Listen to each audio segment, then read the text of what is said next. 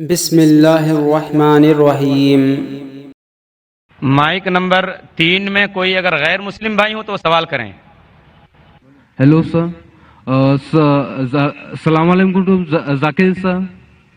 हाँ सर, मेरा क्वेश्चन ये है कि एबॉर्शन करवाना गलत बात है, लेकिन प्रोटेक्शन लेना क्या गलत है? मैं साहब ने सवाल किया कि अबॉर्शन करना गलत है क्या, प्रोटेक्शन लेना गलत है क्या?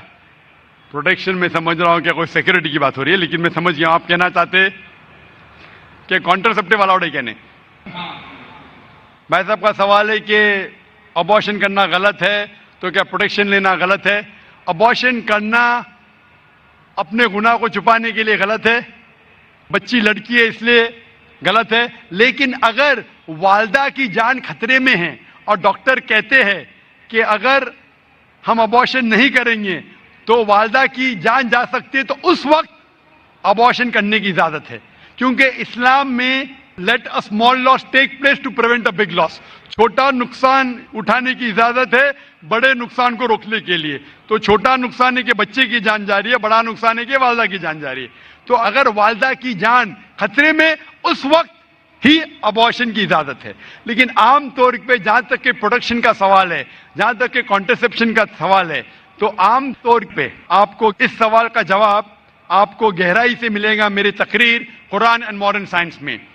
इसके अंदर दो राय है।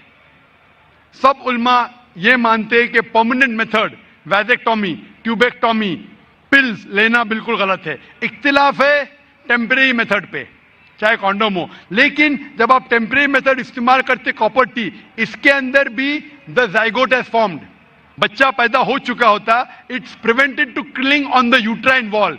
तो मेरे नजदीक ये भी एक अर्ली अबॉर्शन है, क्योंकि मैं एक डॉक्टर हूं।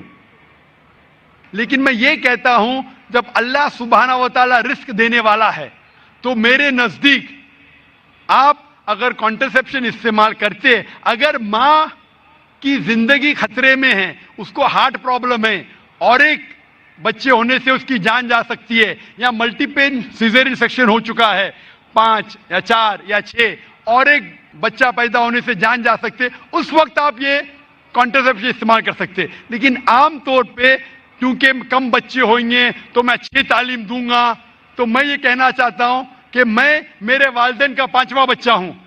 अगर मेरे वालिदैन फैमिली प्लानिंग करते थे तो मैं आज स्टेज पे मौजूद नहीं होता। और मैं माशरे के लिए फायदेमंद है, नुकसानदार हूं। माशरे में कहा जाता डॉक्टर बेस्ट है, अल्हम्दुलिल्लाह डॉक्टर हूं मैं, लेकिन मैं डॉक्टर का पेशा छोड़ दिया हूं, क्योंकि कुरान मजीद में अल्लाह ताला फरमाते सूरह फुसिलत में सूरह नंबर 41 आयत नंबर 33 में, वमन अहसनु कौलन मिम्मन दुआ इलल्लाहि व अमिलु सालिहान क़ाला इन्ननी मिनल मुस्लिमीन, कि सबसे बेहतरीन वो इंसान है जो लोगों को अल्लाह की तरफ बुलाता है, अच्छे अमाल करता है और कहता है कि मैं मुस्लिम हूं। तो मैंने डॉक्टरी का पेशा छोड़ दिया हूं एक दाई बनने के लिए। दाई सबसे बेहतरीन पेशा है, इसीलिए मेरे नजदीक फैमिली प्लानिंग नहीं करना चाहिए और हमें अल्लाह पे छोड़ना चाहिए, क्योंकि अल्लाह साफ तौर पे फरमाता है कुरान मजीद में सूरह अनाम में सूरह 6 आयत नंबर 151 में और सूरह 17 सूरह इसरा आयत नंबर 31 में कि आप अपने बच्चों का कत्ल मत करो, क्योंकि अल्लाह सुब्हाना व तआला आपकी और आपके बच्चों की परवरिश कर सकता है। और गहराई से जवाब चाहने के लिए आप मेरी तकरीर देखिए कुरान एंड मॉडर्न साइंस, उसमें आपको पूरा मुकम्मल जवाब मिलेगा। Hope that answers the question. जी, माइक नंबर 1 से भाई सवाल कीजिए। जाकिर भाई, why is IIS so much limited and restricted? IIS, why is it so much restricted and limited? भाई साहब आपका नाम क्या है? वसीम भंडारी। शेख फैजुर रहमान ने कहा था कि पहले मौका दीजिए गैर मुसलमानों को। जाकिर भाई, इसीलिए मैं गैर अपना मुस्लिम नाम हैं? नहीं, इसीलिए मैं अपना नाम नहीं बता रहा था। ये बिल्कुल गलत बात है। आप मेहमान नवाजी के चक्कर में हम घर वालों को भूखा पैसा रख रहे हो। नहीं भाई, आप जब भी कोई डॉक्टर के पास आता है, जाकिर भाई, हम लोगों को हेडेक नहीं, अभी ब्रेन हेमरेज हो गया मुसलमानों को। अब ये हेडेक का सवाल नहीं है। सुनिए, एक डॉक्टर के पास डॉक्टर चाहेगा कि छोटी कट है छोटी बीमारी है उसका भी इलाज करे, हार्ट अटैक है उसका भी इलाज करे। लेकिन दो शख्स आते, एक को हार्ट अटैक है, एक को जुकाम है। अरे भाई साहब मुझे जुकाम है, जुकाम वाला कुछ नहीं होगा, हार्ट अटैक वाले को देखूंगा मैं, हार्ट अटैक वाले को नहीं देखूंगा तो मर जाएगा। आपको अल्लाह ने हिदायत दी है, इसीलिए शेख फैजुर रहमान ने जैसे फरमाया है कि आप पहला मौका दीजिए हमारे गैर मुसलमान भाइयों के लिए, गैर मुसलमान बहनों को। अगर इस कतार में कोई गैर मुस्लिम है? I am a IT student. I am doing IT engineering from VJTI. Actually, there is a friend of mine. His name is Sayyid Imran, and he told me that music is prohibited.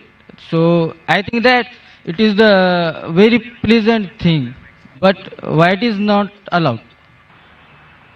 भाई ने सवाल किया है कि उसके एक मुस्लिम दोस्त ने कहा कि म्यूजिक हराम है, तो म्यूजिक क्यों इस्लाम में हराम है? क्योंकि अल्लाह के रसूल ने फरमाया है कि सारे म्यूजिकल इंस्ट्रूमेंट हराम है, सिर्फ डफ के अलावा, डफ के अलावा सारे म्यूजिकल इंस्ट्रूमेंट हराम है, क्योंकि अक्सर ये म्यूजिक आपको खुदा से दूर लेके जाती है। आप हिंदी पिक्चर के जब गाने देखेंगे कि हीरो हीरोइन से कह रहा है कि मैं तुम्हारे लिए चांद तोड़ के लेके आऊंगा, मैं तुम्हारे लिए सितारे तोड़ के लेके आऊंगा, क्या ये मुमकिन है? मुमकिन है क्या? नहीं नहीं, फिर भी हम उसको गुनगुनाते।